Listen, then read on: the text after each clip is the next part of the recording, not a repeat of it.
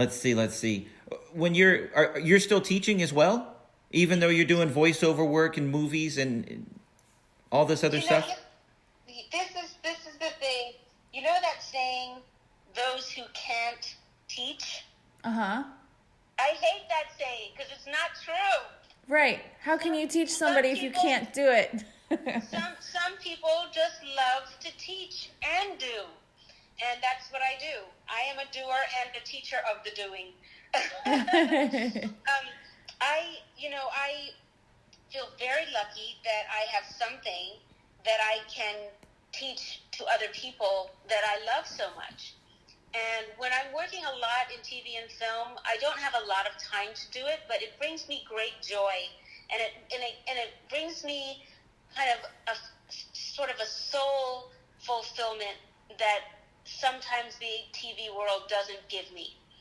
And in order to be able to share my experience and my stellar education that I got from Arts Educational School in London, where I went to the conservatory, to be able to share that with someone is so amazing that why wouldn't I want to do it? So COVID sort of gave me the opportunity to do more teaching. In March, production basically stopped, and I found myself without a job. I had just shot Dynasty. That was my last job in March, and I was on the plane, and people were already feeling very weird and about coughing and being close to people, and I'm on a plane thinking I shouldn't be on this plane. No. And then COVID hit, big time, and all the production stopped, and so did my income. So I had a handful of private students that I worked with, but it wasn't going to be enough to keep me afloat. So I set about putting myself out there and getting leads, and now I have a big roster of private students that I coach and teach. I'm sort of a career coach, acting teacher, and I'm so happy that I have that. One, because it gives me income, and two, because I love doing it. And they're all aware that I'm an actor. They're all aware that I'm a working actor, and that when they schedule with me, they know that there's always a chance that I might get an audition or I might get a job last minute and we'll have to reschedule. And they're all fine with that because they know that they're getting guided by someone who knows what's going on right now.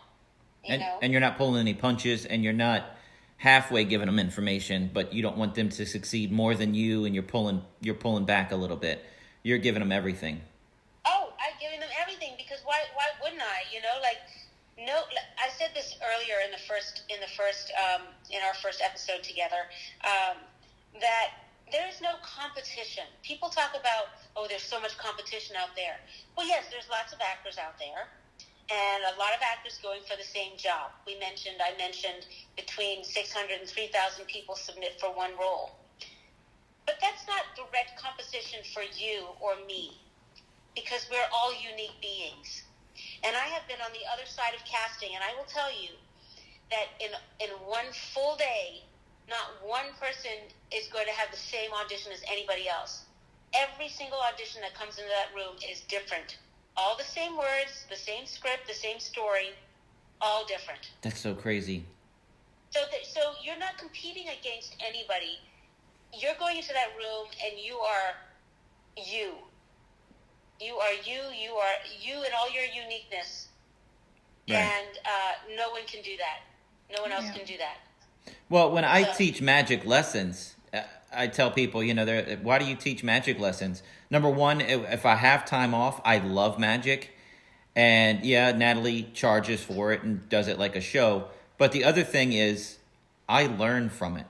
Every time I teach, people say, well, when you do that move, why can't you do it from that hand to that hand? And it's like, I never thought about it. Let's work on that. And they make you think outside the box, and they ask questions that you would never ask because you've already been doing it that way forever. Is acting the same way? Do you end up learning also from them? Absolutely. Well, I think that you're blind if you go through life not thinking that you're learning from other people. Right. Like every single moment in a day is a learnable, teachable moment. So not only does it keep my machine well oiled by teaching it, but I get to watch it being applied, and I get to watch the adjustments being made, and I can see what works and what doesn't work. And of course, everyone learns differently too. And I really enjoy figuring out how someone learns best, and what tools work best for them. And then it just reminds me of things that I could try too for my own work when I'm preparing a character. Something that I might have forgotten for my own process. Because sometimes, when you're in the thick of it, it's easy to teach someone else, but when you're doing it for yourself, sometimes you forget the best lessons. So it's always a good reminder.